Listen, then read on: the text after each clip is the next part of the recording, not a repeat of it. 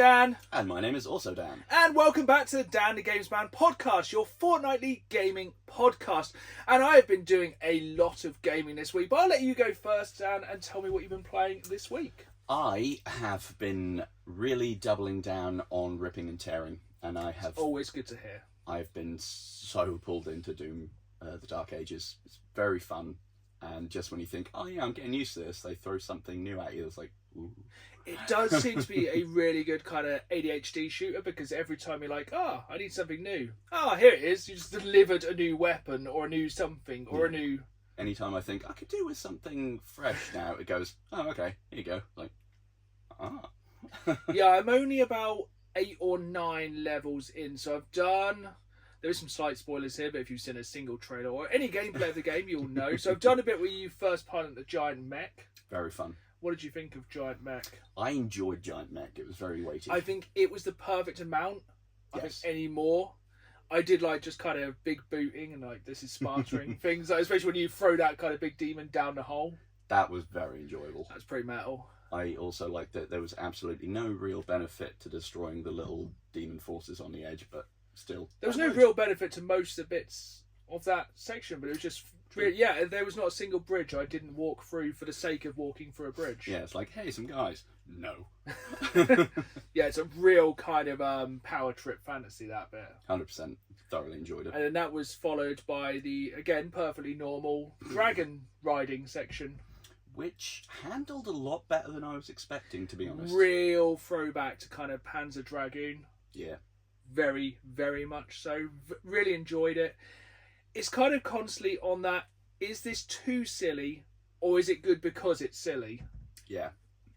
It's almost like the sort of B-movie that sticks in a B-movie thing because it knows that's its niche and it works. And I think speaking of B-movies, once you see it, you can't unsee it. I feel like a massive influence, we were talking about this on the way here, massive influence on Doom the Dark Ages must be the 70s Flash Gordon film. I think it's definite. Because the King, I don't know who plays Doom for the storyline, but the King gives me real Brian Blessed, Hawkman kind of Flash Gordon vibes. And just it's basically a video game metal album cover.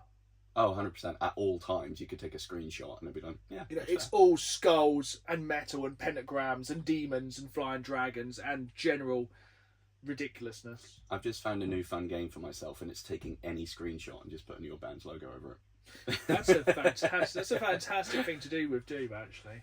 I really enjoy that. We'll definitely have to share some of those up on Instagram. That's a really good shout. But yeah, you're further ahead than me, aren't you? I think now we're right about the same place, because I think we're both around the spoilers siege area. Yeah, so the siege area is quite interesting. I was quite interested to see how the kind of open world areas do. It's basically like a large battlefield. You can go around in any order, do anything in whatever order you want, and rip and tear until it's done, essentially. Yeah, because I think it works quite nice with that sort of progression thing, and like where you have to go and get the keys, and it doesn't feel quite so prescribed as it would have done if it was a more standard linear corridor kind of A to B thing. Yeah, I was a bit concerned, thinking, it's going to be a bit weird having it in these large open spaces. But I love in that game how every time it gives you a new toy, it's like, I hope there's not a massive area of demons around here. Oh, there was. And it just so happens they're weak to massive cannonball on a chain. You've just been given this gun which fires skulls. Thankfully, all these enemies have skulls. It's like, every time it gives you a new weapon, it throws a massive amount of enemies, weak enemies at you as well, just to decimate. Fodder. Yeah, I also like when you kind of...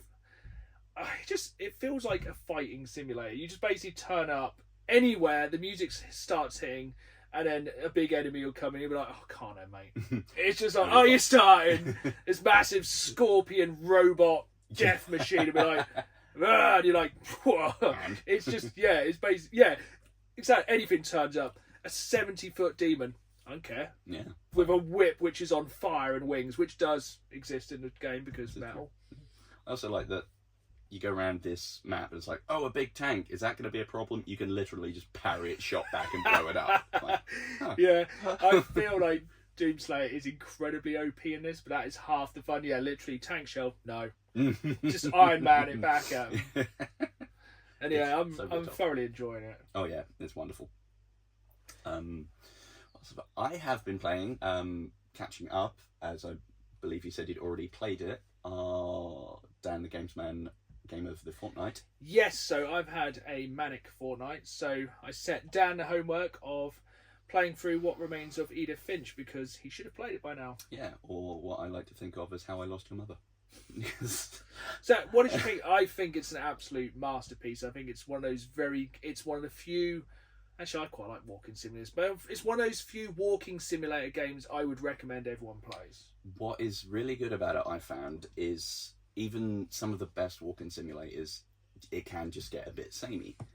But spoilers, even though I was probably the only one to not have played it at this point. Every member of the family, you like go and look through a journal or a recording of theirs and find out about their last moments. And each family member, it's done in a different way. And I really like that because it kept it fresh. So basically a different style of maybe artwork or a different way of playing it for each one of them. So every chapter, as it were, played differently. Is a totally different kind of, like, you go from being a baby in the bath. Yeah, that was weird. Which is quite weird, to being an owl. Yeah, I thoroughly enjoyed the one that was the pulpy horror comic. Yes, that was incredibly fun. I think my favourite one is the little girl where you're like, is she like a cat and you're climbing along the trees? That's really cool. And suddenly, I was an owl. Yeah. And then you're just flying. It's so cool. It's one of those games. It's only about, what, under 3 hours? Yeah, I binged it all in one night. Fun. Definitely a binge-worthy game. And yeah, it's did you get all the achievements? Not all of them. I got a couple of the secret ones. Yeah, I think they're fairly easy. It's a really easy platinum or 100% achievements if you're trying to go for it. Yeah, it's very fun. Very enjoyable. Yeah, just not really nice to say that one. It's just a really good game. But I have a lot to say about the other game I've been playing this week because I have completed Clair Obscur Expedition 33. Which sounds like it's probably one I won't be able to, but... I essentially became the god of parrying, which is not normally something I would say I'm good at, but I got pretty good at parrying because that game, you get good. You got to. Absolute masterpiece. Yeah. You're just starting, really, aren't you? Effectively, I am through the second area. So I couldn't play anything else. I was literally just piling all my time into Clair Obscur, knowing, we'll talk about this more later in the episode, I'm going on holiday soon, so I wanted to finish it before I went. I didn't want to see any spoilers. I'm not going to say any spoilers about it, so I think what we'll do is do a full spoiler cast episode when you've finished it as well, because honestly, I cannot see anything this year which has a chance of touching it for Game of the Year. That's fair. There's nothing coming out which I think is going to be anywhere near as good. Like, some of the most anticipated games of the year, didn't even make our anticipated games of the year. No. Because it's got, not like an honourable mention. Not the kind of game I normally like. Same. But I was 100% invested. I absolutely loved every moment of it. The peaks in the story are absolutely insane. The emotional connection I had to the game was absolutely insane. Yeah. And then it's the highs and lows of the game. Like there is some light in the sea of darkness, but it is a depressing game about essentially loss. Yeah. And while it does have some very funny moments, especially probably with people who can speak more French, it's very funny in moments. It is very dark, and some of the twists are insane. We're talking Final Fantasy VII level of twists. I'm very intrigued. Yeah, it's not only, I'm going to say now, pretty likely to be Game of the Year. I think it's probably etched its way into my top 10 games of all time. That's fair. It's not the kind of game I like, and I'm actually wanting to get into more turn-based RPG games because of it. It's actually this is a big stage. It's making me want to play Dark Souls or Elden Ring because of the character design and the parry system. I'm thinking, maybe I am good at parrying. Maybe I can get into Dark Souls, especially with Elden Ring Night Rain recently dropping. I'm thinking maybe a little bit of a co-op introduction is something I could get behind. Yeah, get one foot in there. But go for that. Yeah, we will be talking more about Clair Obscur Expedition 33 in the future. I have pre-ordered the collector's edition because they did a secondary run of it, because the first run has been scalped to high heaven.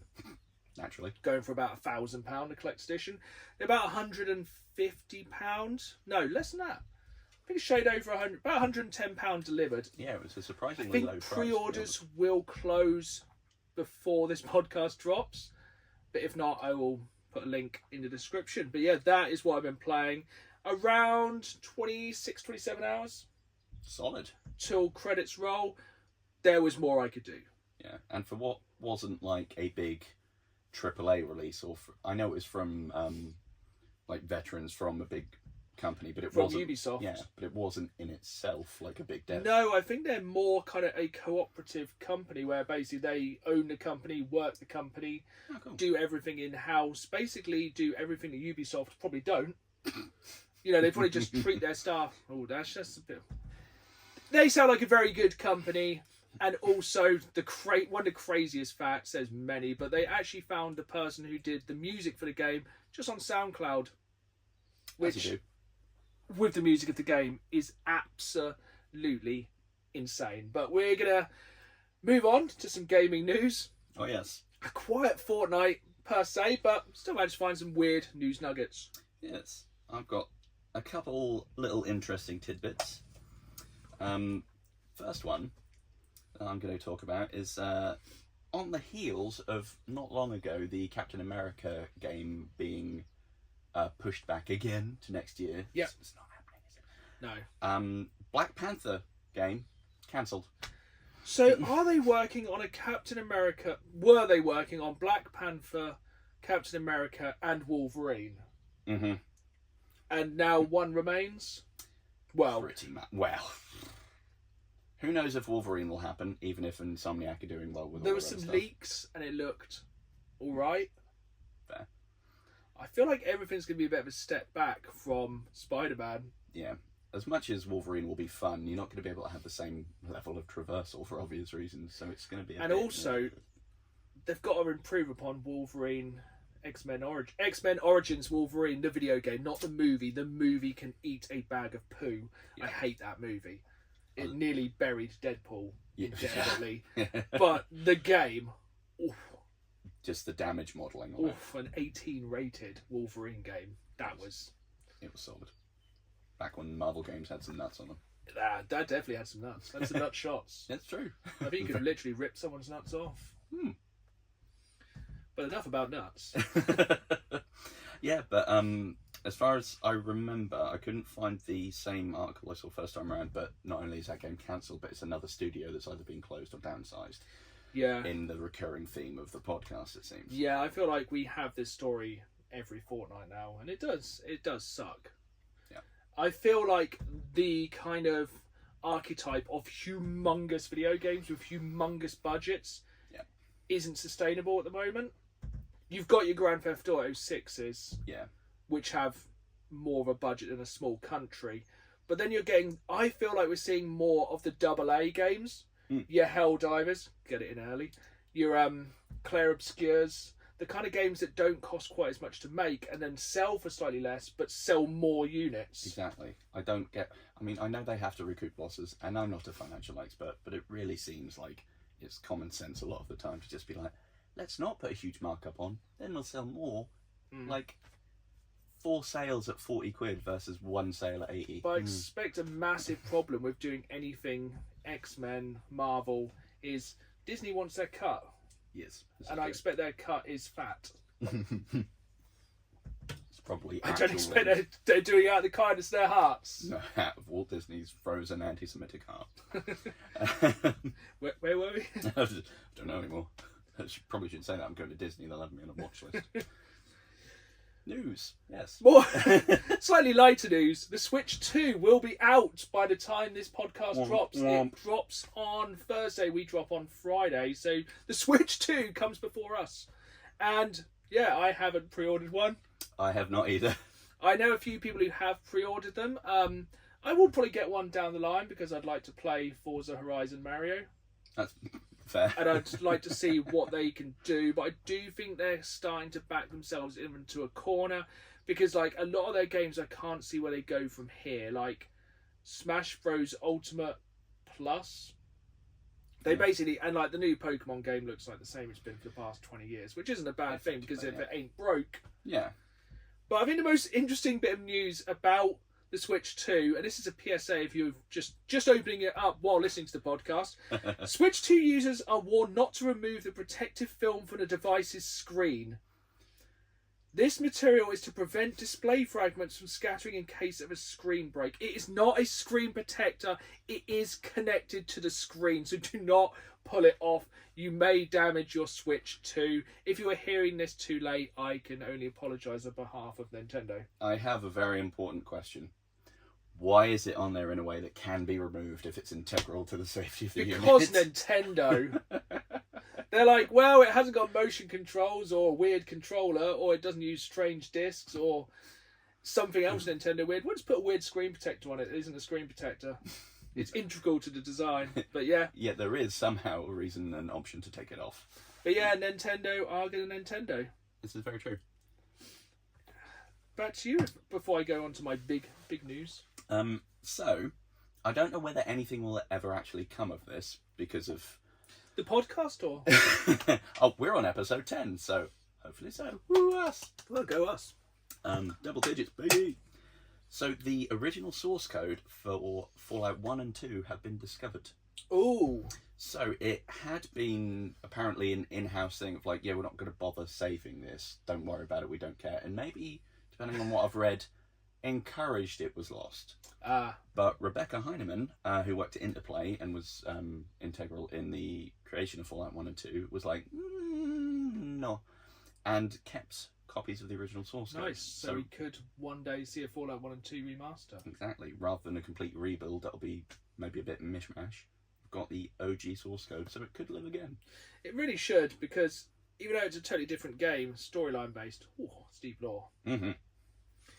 And yeah, so obviously recently we have had the news that the Fallout TV series is returning to screens this Christmas, which is very festive. And later on in today's show, we'll be talking about our top video game based TV shows after The Last of Us 2 finished this week. So that is coming up later. But should we cover the Helldivers news? Let's do that. This was really unexpected. It kind of took me by surprise. I didn't really think they'd go with it that way. So how much have you kept up to date with the War of Super Earth? So let me just do a little bit of a catch up. Basically, the Illuminates somehow just turned up on the doorstep of Super Earth, destroyed Mars, and they were like, we're invading Super Earth, which is the final boss of mankind. Effectively, yeah. Palpatine returned, and it was not good for anyone. Yeah, involved. so basically, normally on Helldivers, they slowly make their way across the map. This time, boom, there. Yeah, they came out of the black hole, and bad things happened all around. And essentially, I think everyone thought Joel, the kind of games master of Helldivers 2, had planned for Super Earth to fall. Mm-hmm. But China had different ideas. Have you heard about this? Is it to do with the review bombing? So it did get review bombed, but then, for some reason, the entire Chinese player base all decided to jump on the same city and defend it. So essentially, on the defense of Super Earth, I think it was 7 cities, all based on real-world cities, and they all fell, except I can't remember what Shanghai was called. Yeah. And hundreds of thousands of Chinese Helldivers jumped on this one city and refused to let it go. I didn't realise that was the reason we won. That was the reason. That was the only one that didn't fall. That was the only one that didn't fall, and they got it back up to... They pushed the Illuminati. They didn't hold it. They absolutely obliterated the forces and pushed them off Earth.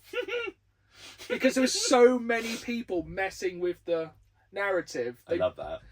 There was even leaks of screenshots of saying Super Earth has fallen. Yeah. It's over. But I think basically the community just took an absolute 180 on it and went, nah.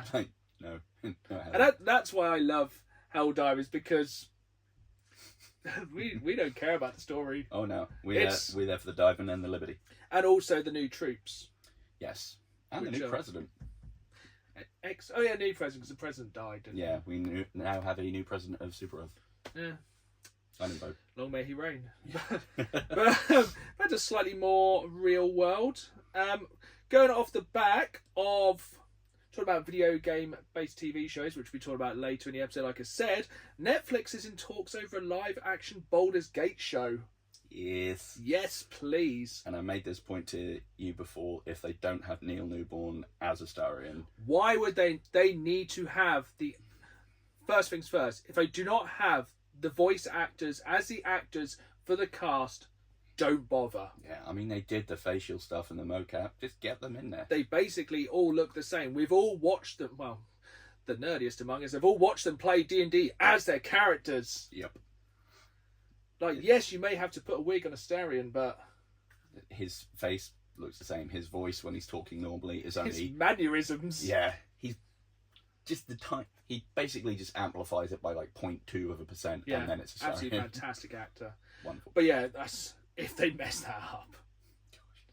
The only thing I'm thinking, it probably will need a Rings of Power-esque budget.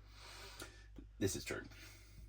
That's the problem. It's going to have to, unless they go the kind of Vox Machina route of doing it animated. That would be fun. Which, no, I think the article I did read said live action.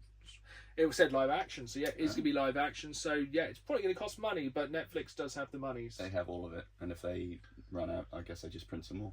Yeah, Do another Squid Game. or just put up prices. No, not again. So I got one large piece of news. If you'd like me to jump in. Sure.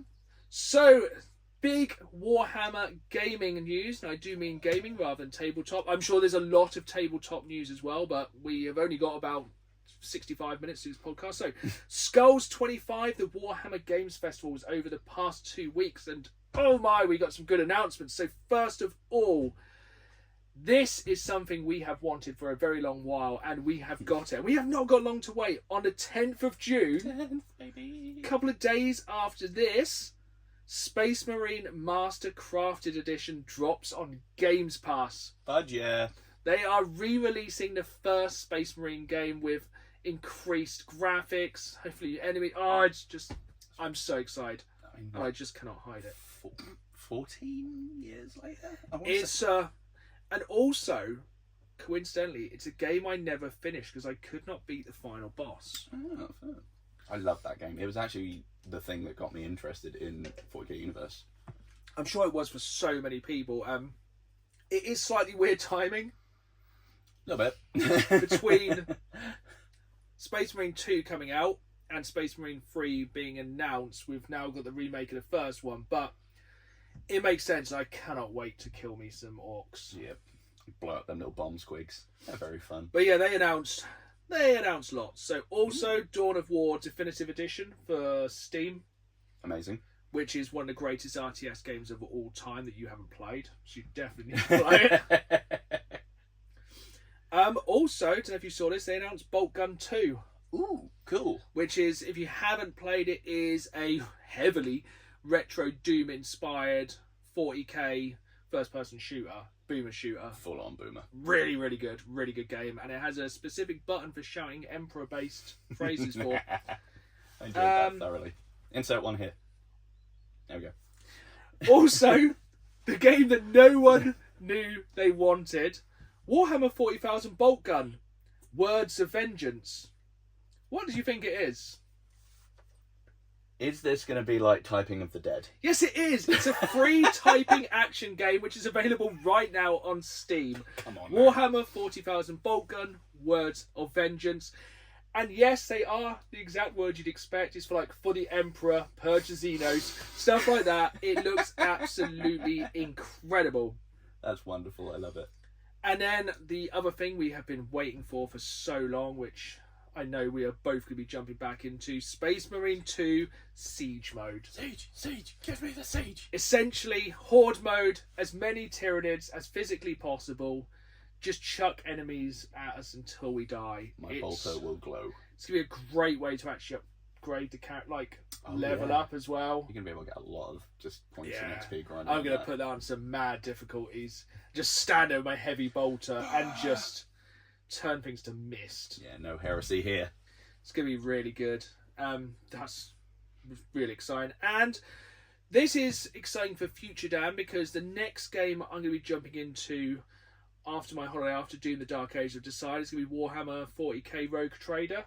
Ooh, solid, yeah. which is essentially Baldur's Gate 3, but 40k, isn't it? Yes, and that recently went onto Games Pass, did it not? It is on Games Pass, yeah, and on 24th of June it adds the second major DLC for that game, which adds a new Adeptus Abartes companion. I'm terrible with some of these Warhammer words, so apologies. Purge me. It adds battle familiars like cybernetic eagles and cyber mastiffs. Nice. So you can basically add a pet, and there's a new 15-hour story quest that follows the arbitrator's challenges on board your vessel. Sweet. So yeah, more 40k coming your way. Glorious. And yeah, one you can play co-op. I don't think it is, unfortunately. Ooh. But it's a very exciting one. But speaking of very exciting, we have finally the conclusion of our March Madness Womp womp. in June. So, Dan, fill us in on what's happened so far. Many Only things. abridged version, because there's been a lot happened in the past few months. Many have fallen, and the brackets from the random spinners that we collected and created all of our brackets have led to a final fight between Starkiller from the Force Unleashed games and Ash Ketchum with not only all of his Pokemon, but also the Babadook and the Batsquatch. Yeah. And I didn't realise until watching back the backlog of Rick and Morty episodes I had that they kind of did this. Really? Rick trapped the Bigfoot in a Pokeball for fun, and then at the end of the episode, trapped the Pope in a Pokeball. Makes sense. I mean, yeah. So, our final, which we always throw to the viewers' vote over on the Down Games Man YouTube, came down to Ash and Starkiller. Bum, bum, bum. Now, I don't agree with this vote, but it has been a community vote all the way through. So, it's a 61-39 split. Okay. Who do you think the community's gone with? I'm trying to think what I feel is going to be the more likely one, and then it's probably going to be the other way around if you disagree. I feel like they went with Ash. They did go with Ash, 61%, which I kind of disagree with. Even with all of his Pokemon and all of that, like, Starkiller would just like, one. I don't think there's a lot that Starkiller wouldn't just wipe the floor with. Doomslayer. Ooh, that's That'll good. be a matchup. Next time. But yeah, I reckon Ash would put up a fight, but yeah, I wouldn't have gone Ash, to be honest. No, I can kind of understand because they might have the numbers. Mm-hmm. But, you're not going to get anything much bigger than a Rancor. True. I don't think... Does Ash have a Whale Lord? Yeah. So, I think also as well, Starkiller's got the Force, he's got lightsabers, he's very quick. Do we think his sort of Jedi mind power stuff could fight off, a Drowsy or a Jigglypuff? No. If they can send him asleep, he cooked. Yeah, I suppose Jedi mind tricks would probably, maybe. That'd be quite... I presume it's just, I think the idea is just the numbers. Yeah. I guess if you get like 151 Pokemon attacking you at once, it's not going to be a good day. I don't think you could take... I suppose this is a major flaw in this entire thing, that Pokemon don't really attack people. This is true. The other day, I was looking at a card of Ferroseed and was just thinking, what if someone went rogue and just belted Ferroseed at another human? Just absolutely thundered it at someone's head. They're gone. But no, I guess our reigning champion at the moment then is Ash Ketchum. Yeah. So congratulations to Ash. He can return next year to try and defend his title. Yeah. We can have a new sort of pre-season face-off, I think, between Ash, Doomslayer, Starkiller, but Ash has just 200 Rotons. But that brings us very nicely via segue to this week's Reddit story, handpicked by my wife, and it is another. Am I the arbiter of my own destruction? For demanding my brother pays me 10 grand for the Pokemon cards he stole. Huh. So, brother stole £10,000 worth of Pokemon cards and sold them, refusing to give money back, considering taking legal action. Now, this one's going to hurt Dan a lot more than it's going to hurt me, because we'll be talking a lot more about Pokemon cards very shortly, which makes this way funnier. So, I, 21, male, have been collecting Pokemon cards for a few years. I've spent thousands of pounds and spent countless hours collecting specific cards and sets in the right condition. The entire collection is worth this makes it worse. Worth approximately 15 to 20 grand. However, in total I've spent around 10 grand on all the cards, as I just knew what to buy and managed to snag some good deals. Would you say that's a good comeback on profit? Spending, I suppose if you double up, if you spend 10 grand to make 20 grand? Yeah, I suppose it's not too bad, really. But yeah. Yeah, half the fun is catching them all. Yeah, 100% markup. Anyway, I've been at university for the last few years, and whilst I was away, I keep the majority of my collection at my parents' house, which is where I stayed when when it's not term time, stored safely in my cupboard. My brother, 24, also lives at my parents' house and is aware of the collection, as are my parents. However, they are not aware of the value of the cards, just that I collected them and they meant a lot to me. I just came home recently after term time finished at university. When I came home, my collection of Pokemon cards was nowhere to be seen. I asked my parents and they said they were not sure. Then I asked my brother and he denied knowing anything, but I could tell he was lying. I kept pushing it and got the parents involved, and eventually he told me that he needed money and sold my cards to a local shop. Oh dear. For £1,000. £1,000, sorry. No. 20 grand's worth of Pokemon cards. £1,000. At this point, I went crazy, shocking, and screamed at him and had to leave the house to cool down, because not only did he steal the cards and sell them for 1/10 of the value, but also this was 90% of my money because I invested in all the cards. Ooh. That's a dangerous way to invest money. Ooh, it's selling it for £1,000. Oh, that card shop owner. What What a dick. After returning home, my brother and parents spoke to me and apologised. My brother offered to pay me back the £1,000, and I explained how much the cards are worth. At this point, my brother laughed as he didn't believe me, and I started to show him on eBay. Then he got mad and said he could not give me more than £1,000. So the son's only offering to pay brother's only offering to pay £1,000, which is what she got. Brother needs to sell a kidney. Or buy many packs and gamble. My parents are also shocked and still don't think they understand that they were worth so much, as they were taking my brother's side and said it was too much for pieces of cardboard and I should accept the £1,000. I've spoken to the shop and they've already sold 90% of the cards. It had been a few weeks since my brother sold them. Nothing has changed in the last few days. I haven't spoken to my parents or brother, and I'm demanding to get at least 10 grand back. They are flat out refusing and saying £1,000 is it. As a result, I'm considering reporting this to police and seeing if I can take legal action. However, my brother does not have a lot of money. He cannot afford to pay me 10 grand at once. Additionally, I'm worried he may lose his job and my parents will keep siding with him, but I'm not sure what to do. Would I be... I can't think of anything that isn't swears. I'm too angry about this story. Would it be mean to report this and use legal proceedings to try and get my money back? That's a really difficult one because it's a family. If it was not a family member, take him to the cleaners. 100%. But because that's going to fracture the family, wouldn't it? Yeah.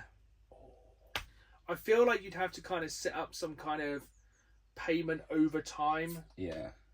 Because I think I can't believe that the brother would spend that long collecting Pokemon cards and no one would notice. Yeah. And I'd be at like, no point did he discuss the value of anyone. I bother my wife with it all the time. Yeah, that's what. Oh, goodness. I feel like we should use our one swear and bleep out for this one. I think we can save it.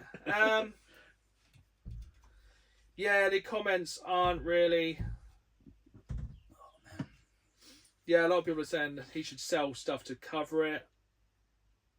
Yeah, I think a lot of people are like also should be paying back the entire value of the car. It should really replace like for like. Because there's a lot, as you know, there's a lot of work going into Pokemon cards. Because, you know, it's not just a case of you have to hunt them down, don't you? Yeah. Just yesterday, my friend was telling me a story about cards. So there's a set, Evolving Skies. Yeah. That single packs go from anywhere from about 28 to 35 quid. Yep. and our local card shop got some of them in a while back, and they limited it to 3 per customer. But as they knew him, he's like, I actually want to get 3 of these for my friend for his birthday. And they're like, yeah, cool, that's fine. He opened his 3, and he got some okay ones. The other 3 were then just sat in his room for a while, waiting until he saw the friend next. Gave them to him for his birthday. He opened them, and I want to say it was maybe, what did he say? I think an Umbreon VMAX or something. Ooh, nice. He then went and sold for over 1,000. Dick move. I'd have been livid. I would have been livid. Like, here's your present. Should have kept that one. Yeah, I feel like Pokemon cards are not a good gift to buy. Same as lottery tickets. Yeah. I know, or scratch cards. I always find it really awkward. Like, my family quite often gift scratch cards at Christmas. We have like as a table kind of favour jobby. Yeah. But like, imagine if you sit there and scratch and go, oh, I've just won £1 million. Anyway, I'll be off now. Yeah. I'm gonna go have a really fancy dinner somewhere. But speaking of Pokemon cards, Yes. you've actually managed to secure some Team Rocket. Have you, what cards, what packs have you got? Ooh, there go my sleeves. No! I've got 4 fresh, minty packs of Destined Rivals. Oh, baby. I went to a nearby one stop because apparently they always have Pokemon cards. Yeah, this is a Danny Games Man podcast top tip. If you are looking for Pokemon cards, go to One Stop. Especially if you live in a smaller town or village. They will have some fairly obscure packs. Yeah, and they only come up at like $3.99, Yeah. which is pretty good. But yeah, some bugger had bought most of the boxes, which was a bit of a shame. So, do you want to just open one? Can open them all if you want. I think you should tell. Would you like to open some? Not after the story you just told me. See what we Yeah, got. these are pretty hard to get at the moment. I got some Japanese ones a couple of weeks ago. They were really cool. Yeah, I think These are all the new Team Rocket themed ones. So what are you hoping to hit? So I think the big chase card is was it Giovanni's Persian special illustration rare? Oh, I he's think done the that's trick. The big one. He's done the trick, kids. Oh, it's just the energy. Got a little Mareep. I kind of like this guy. I only found out about him recently. Tarantula, little fun spider boy. I like him. Standard. Every pack's got to have a Rattata. I want to see something shiny. He is. Ooh, he's hiding in there, look. See what we got. Arcanine, good one. Nose pass. Ooh. Nice funny Spidops. Well, that's quite a powerful card, to be fair. Yeah, as far as the meta goes, I was talking to someone yesterday, that's actually a very good one, because you can do a lot of energy building on that. So that's not too bad. Oh, good pull. Decent cards for building a deck. Do you want to rip another and we'll save 2 for later on? I like it. That's a fair shout. Some people will probably really enjoy it if you're watching a video version on YouTube. This is probably way more entertaining than the audio version of us just looking at Pokemon cards, but we'll be done fairly soon. Maybe for the audio, I'll just put some silly music on. Yeah. Just for funsies. We got the Pokemon theme. Want to get copyrighted? That's true. Or I can just do like a version of me humming it on the kazoo. Alrighty, let's see what we've got. Hang on, let's just. There is something. Ooh. So Looks like it's not a is it Fire Energy? special rare. Mankey. Got another Mareep, Girl. another Tarantula, This another Rattata. is strangely similar. Oh, someone called Ethan. That's a new one. Crustle. Ah, Crab. Yeah, that's fun. Another Crab's Treasure. Beldum and that's kind of fun. Oh, that's quite a nice one. Yeah. Or like, ooh, goodness me. It's alive. Lightning. Thunderclap Pokemon. Of course. So no big pulls, but some nice ones. And this is the kind of entire. I think half the thing with Pokemon is you have to. I enjoy the artwork. That is my favourite thing. 100%. Is the artwork, and yeah, there's some good ones in there. And these are hard to get at the moment. Yes, most shops I've gone to, like, it's the same story of someone came in and just bought 2 boxes and then all the others went. Yeah, I think that's kind of BS that people just buy. I think you definitely have to limit it. Like, have you seen on like TikTok the states in America when people just go to shop and go la la la la la because we all enjoy Pokemon cards, but then you see like a child son going, oh, I wanted 1 pack. It's like none for you. No, it's a harsh lesson. That's- It's kind of crazy that Pokemon cards are probably a better investment than most things nowadays. Yeah, I mean, if you keep them sealed, good investment. If you find a good chase card, especially if you then get it graded, good investment.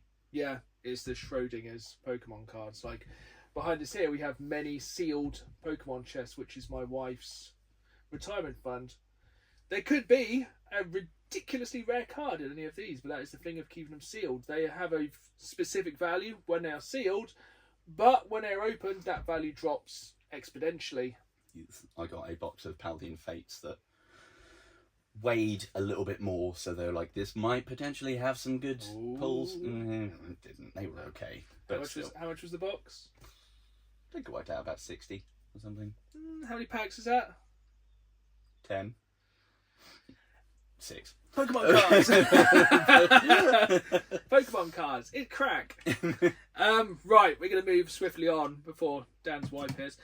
And we're going to talk about video game-based TV shows.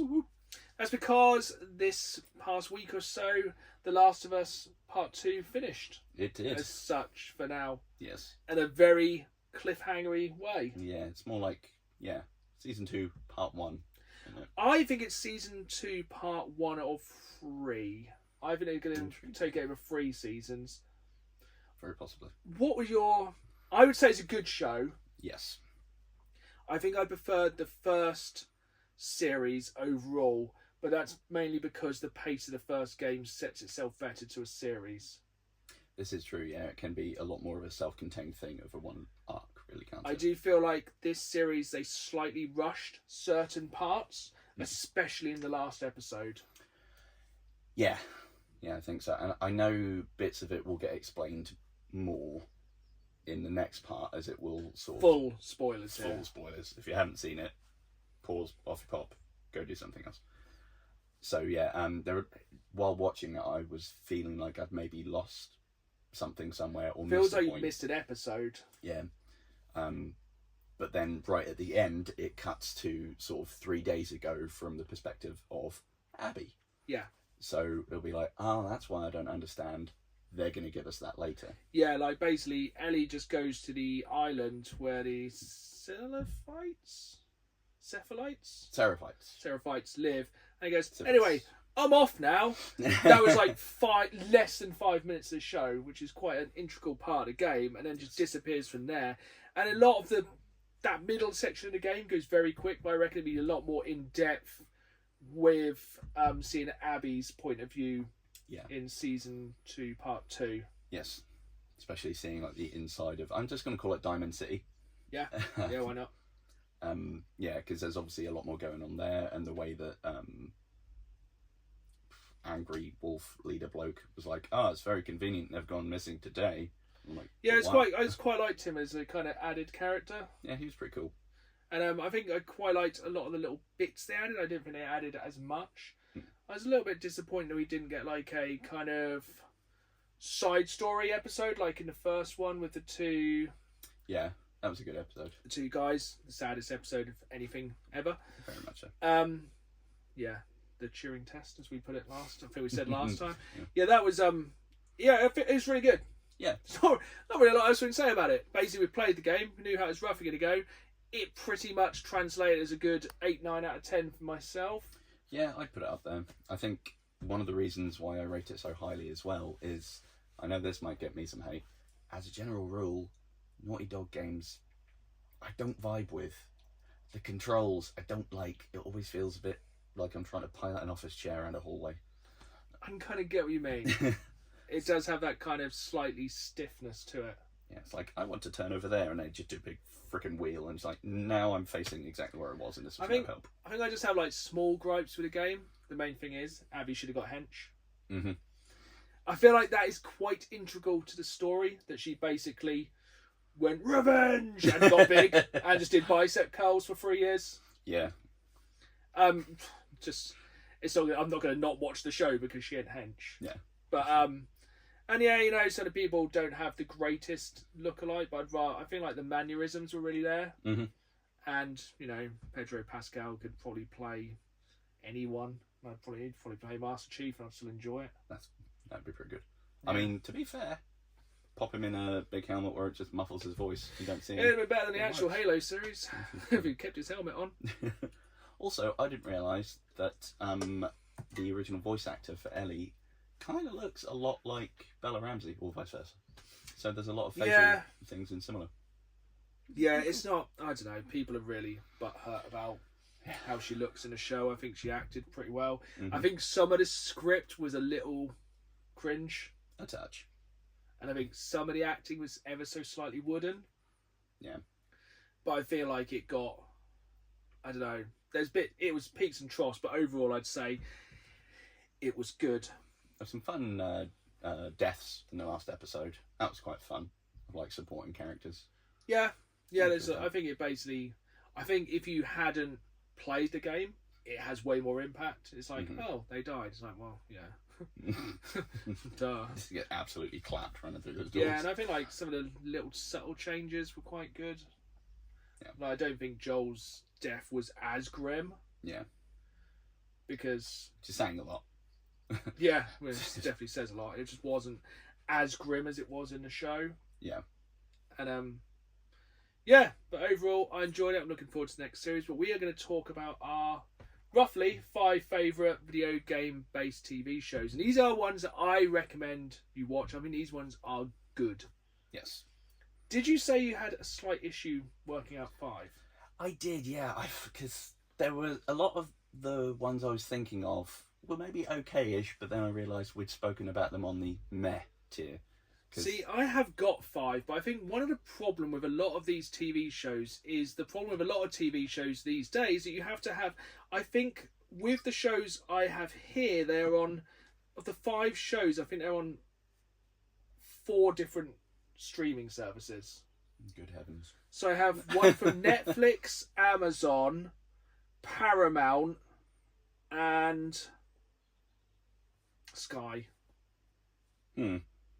And I'll get a quick one out of the way. It's The Last of Us. Yeah, obviously that was going to be on both of our lists. Yeah, it's actually, I have ranked mine in order, and that one ranks at number 2. It's my second favourite video game based TV series. One of the things I do think they did really well across both seasons is environmental storytelling, or little bits of lore that are dropped in. The bit in the second series when Ellie's in the guitar shop. Absolute. They must have based... Question is, did they base the game on real world locations? Mm-hmm. Or is they built a real world location based on the game? Or is it... I get you. Like, I don't know, are Chicken these and egg actual kind of thing. places for this city? Because what was the city was set? Somewhere should in know, 'cause Wyoming, it's like was it? literally- Seattle. Yeah, because it was Seattle Wolves, whatever the hell they're called. Yeah, I wonder if there is actually some actual places from Seattle, or like presumably Opera House Cinema might have been. That would make sense. I mean, there's precedent for it in games, isn't there? I mean, Yeah. Obviously, things like Assassin's Creed are historical, but the fact that they have modelled so many buildings based on their real-world counterparts, it's not outside the realms of possibility that they did it for this as well. But yeah, that was what I think. Like, that for me was kind of more important than the characters, and also the clickers, the kind of general infected looked sick. The new Smart Boys. Not a big fan of them. They were creepy as all hell. I will always think the clickers are creepiest. Mm-hmm. Always the creepiest. But what else have you got on your list? So, in a shock turn that will surprise absolutely nobody, Fallout. Fallout is my number 1. Absolutely, and I agree with that wholeheartedly. Okie dokie. I mean, it's got several things I like all rolled into one. It's got gratuitous violence. Hooray. It has moments of levity. Hooray. It's got one of my favourite gaming franchises. Yeah. And it has Walton friggin' Goggins. Yeah. I love that man. I've never seen anything I don't like. I have no faults with that programme. It has Matt Berry. Yes, it has Matt Berry. The only thing they changed really lore-wise is they changed... oh God, what's the robot? Getting Mr. kicked Handy out. and Mr. Codsworth. Handy and Codsworth. They changed the voice of that to make it better. May I get you a drink, sir? It's just absolutely perfect. That is a good use of Amazon's big trillions of money. Mm-hmm. Amazon can be a terrible company all they want. I don't care. I'll rip on Amazon in this. Oh, 100%. They could destroy half the world, but as long as they put that money into making more Fallout, which they're probably just building actual shelters and just cutting out the middleman. But but yeah, like there's been leaks of Fallout Series 2, which we'll just call Fallout New Vegas because it is. And that looks incredible. Like, roll on Christmas. 100%. I'm going to say only gripe, and I'm going to say this isn't about the show, it's about, like, the media. The amount of things that I've seen that are so clickbait, it's like, oh, it's leaked, confirmed, New Vegas is going to turn up. It's like, yeah, it was in the last episode. As I said, there's going to be nukes. It was literally the end of the last episode. They rocked up at New Vegas. Yeah, and the whole ending credits, you even saw Death Claws, I think. And I know we've spoken about it before, but New Vegas is my personal favourite Fallout game. And I just love the vibe of it, so I feel like it's going to turn it up to 11. Yeah, and we've got confirmed Caesar's Legion. You can see the strip because go anywhere on the internet, all the leaks are there. And I feel like now, because the end of it was Lucy and the ghoul sort of got, it's going to be more of a maybe buddy cop kind of thing than the occasional bit in like prisoner and captain. It's going to be like a weird, yes, but I suppose most of the time in Fallout you've got a companion. Yeah. It's no Boone, but no. Will Boone be in the new series?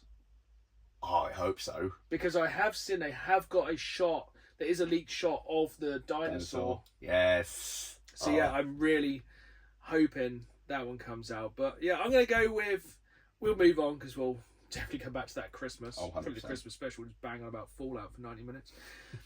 So number 5 on my top 5 is Twisted Metal. Yeah. Because it follows the source material of the game enough, but it actually fleshes it out to make the world of Twisted Metal more interesting. I would, 100% agree with that. Because at the end of the day, chuck 8 cars into a battleground, let them fight, that's not really a TV show. No. Even though that is the premise for Twisted Metal Series 2. But yeah, and it's just a really good series. It's funny. I like the post-apocalyptic vibe. I like Samoa Joe as Sweet Tooth, even though it's not his voice. It's his voice. I can't remember the guy's name. But yeah, the program's it's really good. It actually takes a franchise which no one really thought they wanted a TV show of. Yeah. Because we haven't had a new Twisted Metal game since the PS3 days. Oh, we because come on, Sony.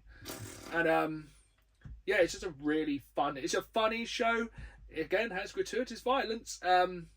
It's pretty close to the game. You have, especially like at the end of season 2. I feel like the end of season 2 is end of first season, a real kind of tease for the second of everything.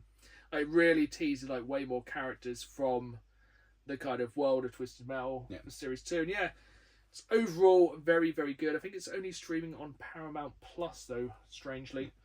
What I think is good about it, I know it's not directly comparable to a racing game because there is like the combat as well, but it shows things like, Need for Speed and Gran Turismo. You can make a show or a film about a vehicle-based game and it not be just trash. Yeah. Yeah, it's actually just a really fun show. And I have 2 more on my list. One of mine sort of maybes was that, but I didn't know whether to include it.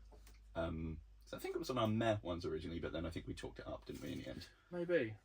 And this is kind of in a similar vein to that, because I think we panned part of the universe, but like the other, and that's the OG part of the Castlevania series on Netflix. Castlevania is number 3 on my list, because the new Castlevania can suck. Mm-hmm. Because it does. I hate it. I haven't finished it. I cannot be bothered with it. It's bad. But the OG Castlevania story arc is very good. Have you watched the complete thing to get the ending? As it including the newer trash one? Or... No, that doesn't count. What did I get? I think I got most of the way through when there was kind of like the Vampire Civil War thing going on, and Lady whatever her face. In the Ice Castle. Yes. Yeah. I think I fell off around about that point because it started to disappear up its own bum a little, but it was still... It's worth kind of persevering through that bit because the payoff at the end is very strong. It's a very good series. I feel like, again, we haven't had a Castlevania game since the Xbox 360. What, Lords of Shadow 2?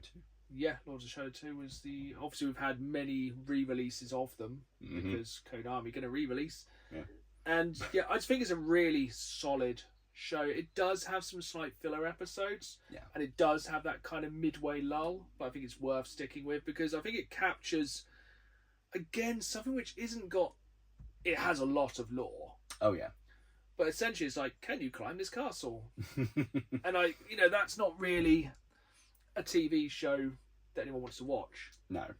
And one of the things I guess that people could say about it is, it's very campy. It's like, yes, it's Castlevania. Yeah. It's gonna be. And yeah, I think it's a really, really good show. Yeah, you've got violence again. You've got moments of levity where they're being daft. It's just very fun to watch. There's a lot of strong religious stuff in it as well. Mm. And that first 15 minutes of that, you're like, why Dracula so angry? Oh, that's why. You're like, oh, you can understand. Like, yeah, they really made a poor decision burning his wife at the stake in front of him. Yeah, that's not a way to, indenture any sort of gratitude or good feeling. No, all he was actually going to do was help the human race to actually get better and improve, and then they burnt his wife at the stake, and he doesn't take it well. No, he has several notes on the decision, most of them being very rippy and tearing.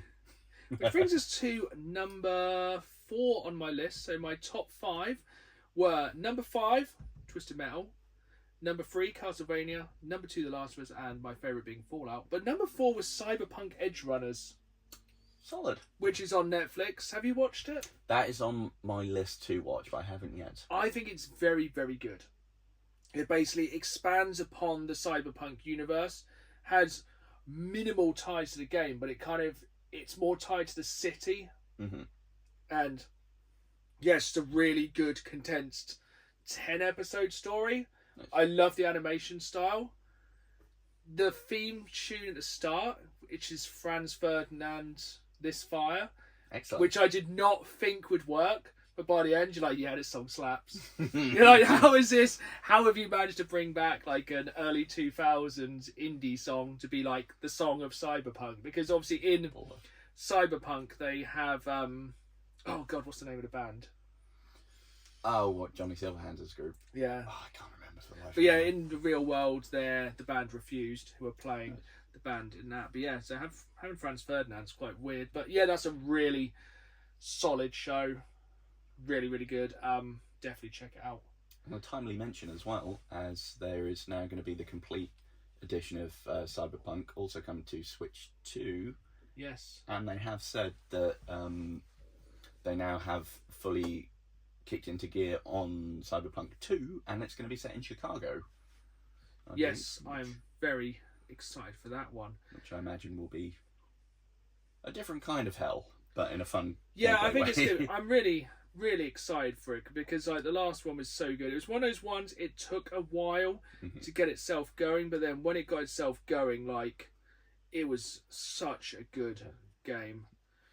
But we are coming to the close of the podcast, and we have a couple of questions from the public. I'm struggling to find one of them, so we may have to roll that one over to the next week, so apologies for that. But what we do have is an absolute plethora of questions, all from viewer John Gamble. So we're going to try and smash through all of these. So I think a lot of these are aimed at me, but I'll let you jump in as well. So first question is, what's the one game that you want but still don't have? I think you can jump on this one as well. Oh, good heavens. I'm going to say, and even though like I own versions of this, there's a particular one I want, and it's the collector's edition of Oblivion. Is that the one with the big dragon like that? It's actually just the one that has the like the actual septim coin in it. So you actually get a nice little metal coin that's like classy. Yeah. There's people like, has it got a giant dragon statue? And you're like, I just want a coin. I'd like a currency, please. But yeah, I think that would be mine actually, because that's a very nice one. Yeah, it's very pleasing. I like a coin. Shockingly, I have many. I think one of my most wanted things at the moment is just a Doom helmet. That is fair. I don't know whether to go for the Doom Eternal Collector's Edition or the Doom the Dark Ages Collector's Edition to get the helmet. They're about the same price, money, and yeah, I just want a Doom helmet. Fair. Basically, why beat around the bush? Why not both? Next question. One for ripping, one for tearing. Next question for John is, what is the most money you've spent on one game? We kind of touched on this on the last episode, didn't we? Because I kind of have a thing where when games are over £100, I start to question if I'm getting that money's worth. Yeah. Or if I'd rather get... I think about 100 is around... I reckon 150 is probably about... I reckon 200 is the most I'd spend on one game. That's fair. Depends on how we frame this, I guess, for my answer, because if we include like an outlay, as it were, so I specifically back in the day bought the first PSVR to play Skyrim VR, and I think I got that on a Black Friday deal, but it was still probably about 300. Yeah, I think I probably got an exact same Black Friday deal. So yeah, I'm going to say that as my answer. Yeah. I don't really know. I'm trying to think. I think with some of the more expensive things I tend to forget, it's probably one of the rarer platinum games which was coming up for £100. Oof. And it was probably something really terrible, like I think it was like Abe's Exodus, just because it was rare. But it is very soon going to definitely be Silent Hill Platinum, which I'm going to have to pay over £100 for, which is going to suck. But I think the one game that I'll happily drop like probably about 150 on, if I ever find a copy in decent condition, would be Castlevania 4. But it just seems to have dried up at the moment. Yeah. Next question, when are you going to finish the CEX World Tour? So, some news on this. The reason I'm going on holiday a few days up. By the time this video drops, there's so much time travel in this few days. By the time this video drops, I will be on holiday. I'm going to Scotland for 3 weeks and doing the NC 500. So that's when I will be doing some of the more northerly based CEX stores. But it's not a travel trip to go to CEX, but there will be some CEX ones. And it's basically, I just need to do a bit more travelling, and I haven't had the time recently, because normally I will go somewhere and there'll be a CEX in the area. I just either keep going back to the same places or not going as far. Yeah, and I think we spoke about this, I think, last time. The furthest flung one is Australia somewhere, isn't it? I think. Yeah, the furthest is Australia, but I will be going to the most northerly in the UK. Nice. So, that's I'm just picturing it right on the cliff somewhere. Something like Father Ted. Yeah. Next question. What is the oldest game and games console you have? Probably the Actually, no. Atari 2600. Sweet. Probably Atari 2600, or one of the weird clone systems that kind of came just before that. Nice. Mine. Yeah. Mega Drive. Yes, which, coincidentally, talking about my holiday, because I will be away for about 3.5 weeks, the next podcast you'll hear after this will be pre-recorded and will be a Mega Drive Memories special, which we are literally filming straight after filming this one. So yeah, there might be a slight costume change. There might not. But yeah, back to it. Where is your most favourite CEX? You haven't been to many CEXs, have you? Where is your most favourite? I tell you what, my least favourite is Bradford. That one smelled funny. My least favourite was Brixton, because somebody shouted at us to repent. Somebody literally came in and started just shouting about God saving everyone and to repent. And this was a tall man. He must have been over 7 foot, in a suit, but no shoes. One of the weirdest things that's ever happened, especially in a CEX. My guy, I'm just trying to buy Battlefield Bad Company. I don't care. So yeah, that was weird. Probably my favourite. Doncaster's a very good CEX store. They seem to have very good quality control. Norwich, obviously, we all love our local, and Kings Lynn's very good as well. Do like that one. Yeah, I would say majority are good. Yes. But last question: what was the best bargain you got on a game? Now my bargains just go weekly. I like to basically get a weekly bargain. Fair. I feel if you listen to this podcast the day this drops, watch my video on YouTube the Saturday night, the NES Top 40 of 40, because in there I have 2 of the best NES bargains I've ever found. Solid. Like, definitely. You can see one from here. Yeah. It's a I've fought the urge to look at it while I'm it's a in the room. minty boy. How about yourself? What's your best kind of gaming bargain? 2 spring to mind. First one being when I got Watch Dogs 1 at launch. Yeah. They were like, also, we're doing a deal where you can get Black Flag for £5. I'm like, ooh, Okay. That's a good deal. And the other one was, for some baffling reason, I went into Tesco once. Not that I went in. That wasn't baffling. I needed food. But they had the, whatever the complete edition of Horizon Zero Dawn in there. Oh, nice. All of the content in there for £8. That's a lot of content for £8. And very underrated game. I rate that game very highly. And that was still pretty new when it came out. And Yeah. I'm going to buy this before they realise they've made an oops. Solid game. Shall we end with some more Pokemon cards? Because imagine if we end on a big hit. Oh, This is either going to be a massive ending or a massive anticlimax. Yeah, a little bit of a womp womp. Is this the one with Giovanni on the packet? This is one with all my boys. You've got Hat 1, Hat 2, Red Head, Purple Head. As they're known. I don't know who they are. You're going to really get ostracised by the Pokemon card community for your lack of knowledge. He's just a poser. He doesn't even like Pokemon. We're just trying to pull the big hits to sell to people. This rubs off at the end of the day. It's just a transfer from Bubblegum. Bliplug, Larvitar, I like him. I think there's something very good at the end. There actually is. well We're not building tension here. I mean, he's kind of weird, but kind of fun and cute as well. I don't like him. Again, hopefully you're watching a video version, otherwise two grown men. Also, he's cool. I think we've got some good ones here. New pack dropped on TCG Pocket as Yeah, well. And I'm learning some new ones. Yeah. I didn't realise there's a Pokemon called Guzzlord. Oh, Gonna look leave up that where it Guzzlord's noise. Ooh, shiny. He's fun. Fun little Zamazenta. It's actually 2 Zamazentas I've got. I opened one pack off camera and I got an illustration rare. Right. Which I haven't checked the value of. No pressure. Does it feel heavy? The last pack, actually, I'll let you. Heavy with anticipation. So it's the Mewtwo, my boy, Giovanni pack.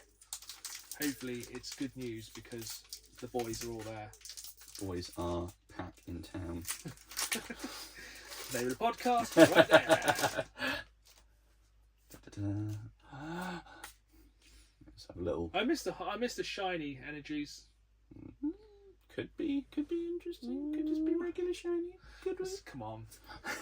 Like, get on with it now. Dottler. No, just come on. Let's get something good. Team Rocket Great Ball. I haven't got any rocket energy so far, which is a little bit annoying. Rapidash. There is! My boy! Dad's least favourite Pokemon, the Rotons, and... Drowsy, and Ooh! That's pretty. Nice little Cetoden EX.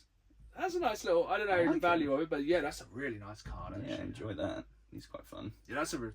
There we go. We managed to end on a high. That's a a nice good one. card. At the end of the day, I like the nice cards. Exactly. They look cool. Like, I've only ever bought single cards if they're just ones I like the artwork and the Pokemon. Like, I bought a Bella Bolt. Didn't need it. Liked it. And now we'll cut the camera and Dan will open thousands of packs furiously looking for one chase card. But I hope you've enjoyed the podcast. If you did, make sure you leave a review and hit that follow button. And remember, you can watch the video version every other Friday at 5 PM live on YouTube. So I hope you've enjoyed the podcast and we'll see you all soon. So it's goodbye from me. And it's goodbye from me and my packs. And as always, keep playing the game. See you soon.